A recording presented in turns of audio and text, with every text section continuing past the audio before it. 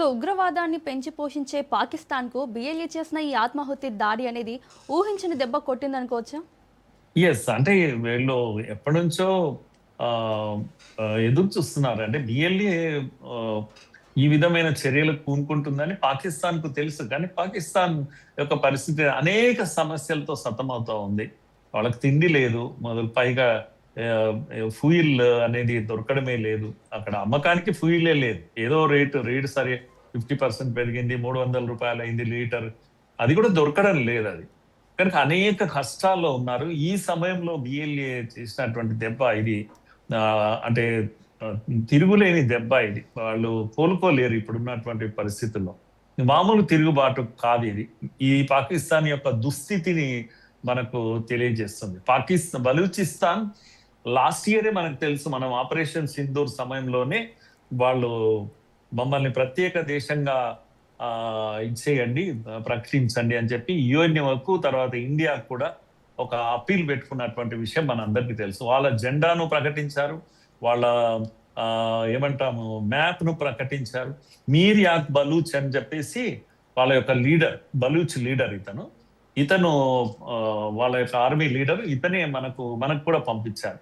మాకు ఎంబసీని కూడా ఏర్పాటు చేయండి ఇండియాలో, మమ్మల్ని గుర్తించండి ఓ బలూచ్ రిపబ్లిక్ అని చెప్పేసి, రిపబ్లిక్ ఆఫ్ బలూచ్ అని మమ్మల్ని గుర్తించండి అని వాళ్ళ దేశం పేరు కూడా ప్రకటించారు.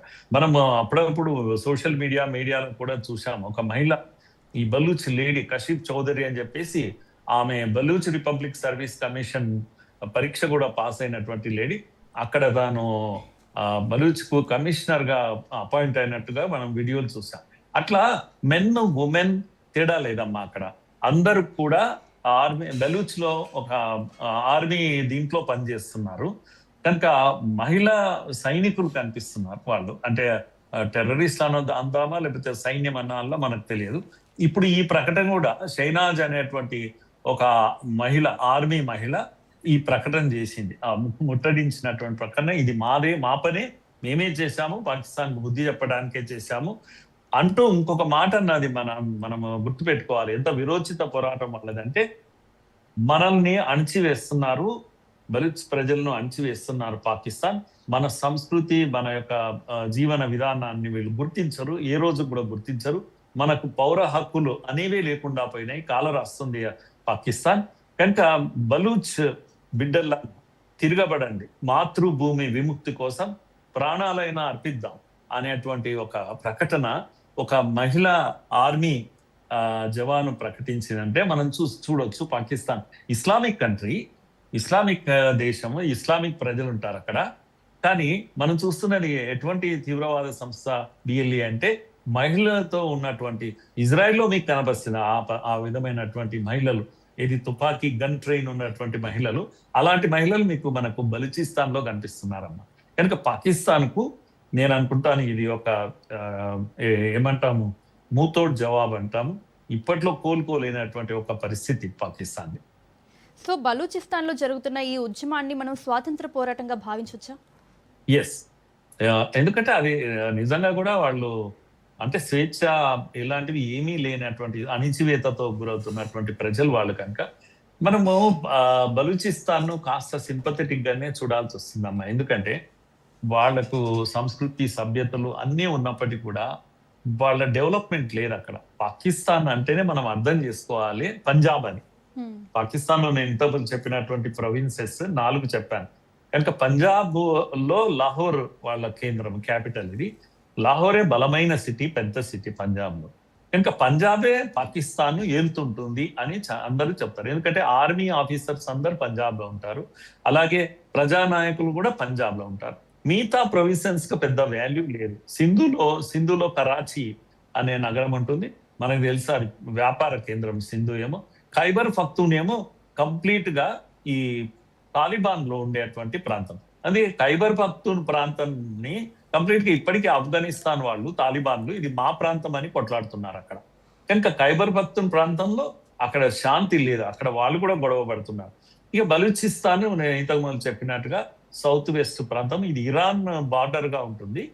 కనుక ఇక్కడ వీళ్ళు కూడా అందుకే వీళ్ళు ఎంత వెనుకపడ్డారు అంటే, వీళ్ళకు తినడానికి గతి లేదు, హాస్పిటల్స్ లేవు వీళ్ళ దగ్గర, స్కూల్స్ లేవు, కాలేజెస్ లేవు, డెవలప్మెంట్ అసలే లేదు. ఇంతకుముందు నేను చెప్పినట్టుగా వీళ్ళకు అవేంటివి సహజ వనరులు ఎన్ని ఉన్నప్పటికీ కూడా ఇవి డెవలప్మెంట్ అంటూ లేనటువంటి ఒక పరిస్థితి అన్నట్టు.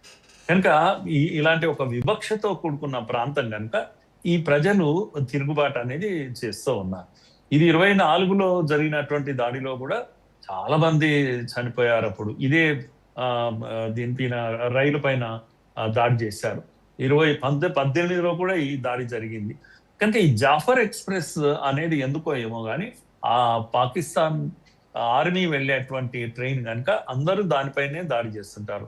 అందుకే ఓ రకంగా చెప్పాలంటే ఇండియా కూడా సింపథెటిక్. ఇంకో విషయం మర్చిపోకూడదు మనము, పాకిస్తాన్ లో హిందువులు ఖాళీ అయిపోయారు. అక్కడ హిందువుల జనాభా పడిపోయింది, పారిపోయారు, లేకపోతే మతం మార్చుకున్నారు.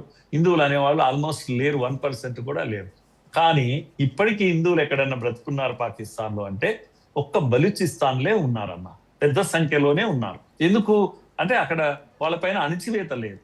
బలూచ్ గిరిజనులు వాళ్ళు ఇస్లామిక్ ఇదైనప్పటికీ కూడా, ముస్లింలు అయినప్పటికీ కూడా హిందువులను బాగా చూసుకుంటారు. కలిసి అక్కడ ఒక పెద్ద టెంపుల్ ఉంటుందమ్మా, ఇంగ్లీష్ మాత అని చెప్పేసి, అంగ్లీష్ మాత అనే ఒక టెంపుల్ ఉంటుంది, చాలా పెద్ద టెంపుల్.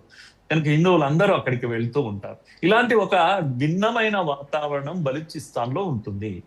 అందుకే బలూచ్ ప్రజలు ఇప్పుడు ఏం కోరుకుంటున్నారంటే మమ్మల్ని వదిలేసేయండి, మా బ్రతుకు మేము బ్రతుకుతాము అని ఇండిపెండెంట్ గా ఉండాలని కోరుకుంటున్నారు.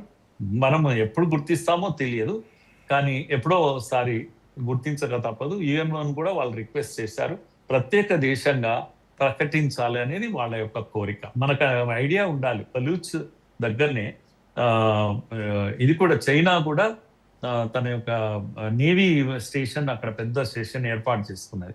కనుక చైనాకు బలూచిస్తాన్ గుండా రోడ్డు ఇచ్చి మీరు అక్కడ నిర్మాణం చేయనంటే చేశారు. కానీ ఈ బలూచ్ ఆర్మీ యొక్క లిబరేషన్ ఫ్రంట్ యొక్క దాడుల కారణంగా చైనా కూడా అక్కడికి రాలేకపోతుంది. తాను నిర్మాణం చేసిన నేవీ ఇదంతా కూడా వేస్ట్ అయిపోతుంది ఇప్పుడు.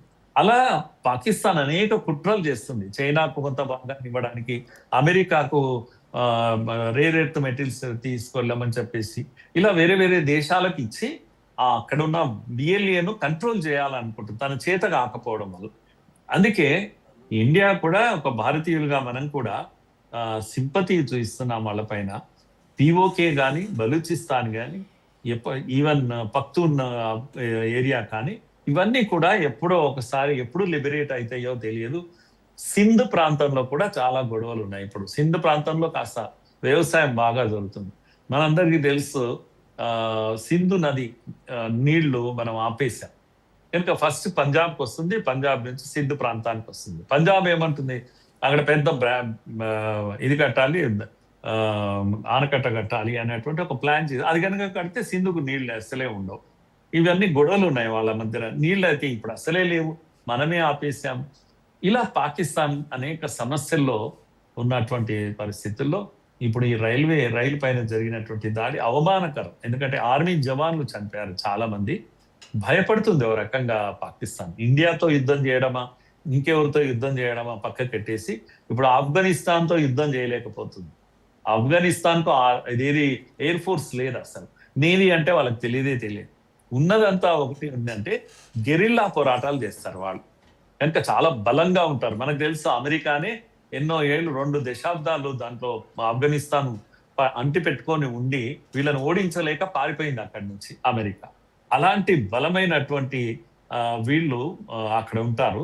కనుక వాళ్ళు ఆ కోణంలో ఉండి గెరిల్లా పోరాటాలు చేయడంలో ప్రసిద్ధి. బెలూచిస్తాన్ లో కూడా సపరేటిస్ట్ ఫోర్సెస్ ఉన్నాయి. ఇది పాకిస్తాన్ యొక్క చిత్రం. అందుకే నేను అనుకుంటాను ఈ రోజు కాకపోతే ఇంకొక రోజు బలూచిస్తాన్ అనే ఒక దేశాన్ని, రిపబ్లిక్ ఆఫ్ బలూచిస్తాన్ మనం చూస్తామని అనుకుంటున్నాను నేను. ఎస్ సార్, ఒకవేళ బలూచిస్తాన్ ప్రత్యేక దేశంగా ఏర్పడకపోతే స్వయం ప్రతిపత్తి ఇచ్చే పరిస్థితులు ఏమైనా ఉంటాయంటారా? ఇస్తే ఏమైనా పరిస్థితులు మారుతాయా? ఉండొచ్చు బహుశా. అంటే చర్చలకు పిలవాలి పాకిస్తాన్, వాళ్ళకు మీకేం కావాలని అడగాలి. డెవలప్మెంట్ యొక్క అష్యూరెన్స్ కావాలి వాళ్ళకు కావాల్సింది ఏంటంటే అన్ని ప్రొవిన్సెస్ డెవలప్ అయినప్పుడు కొంతనన్నా ఎక్కువ డెవలప్మెంట్ అంటే లేకపోయినా, పంజాబ్ అంత డెవలప్ కాకపోయినా సింధ్ ప్రాంతం అంతనన్నా కనీసం డెవలప్ కావాలి. అందరూ కోరుకుంటారు వాళ్ళు. కనుక డెవలప్‌మెంట్ అష్యూరెన్సెస్ మీరు ఏమి ఇస్తారు? కొన్ని హాస్పిటల్స్ కడతారా? స్కూల్‌లు కడతారా? ఇంకేం చేస్తారు? రోడ్లేస్తారా? ఇవన్నీ కూడా వాళ్ళకి ప్రామిసెస్ ఇస్తే గనక బహుశా నేను అనుకుంటాను వాళ్ళు కూడా దిగి రావచ్చు. ఎందుకంటే ఎన్ని రోజులు వాళ్ళు కూడా ప్రాణత్యాగం చేస్తారు. చాలా మంది చనిపోతున్నారు వాళ్ళు కూడా. ఫైటింగ్ అయితే చేస్తున్నారు. పాకిస్తాన్ ఆర్మీని భయపెట్టగలుగుతున్నారు. కానీ అట్ ది సేమ్ టైం వాళ్ళు కూడా ఎంతో ప్రాణ నష్టానికి గురవుతున్నటువంటి విషయం గనక చర్చలు అంటే ఇంతవరకు ఎప్పుడు అటువంటి ప్రపోజల్ చేయలేదు పాకిస్తాన్. వాళ్ళకి గనుక అలాంటి మీరు చెప్పిన పద్ధతిలో కొద్దిగా ఆ ప్రత్యేకమైన ఇది గుర్తింపు ఇచ్చినా చాలు. ఒక కాంప్రమైజ్ అయ్యేటువంటి ఒక పరిస్థితి ఉంటుంది.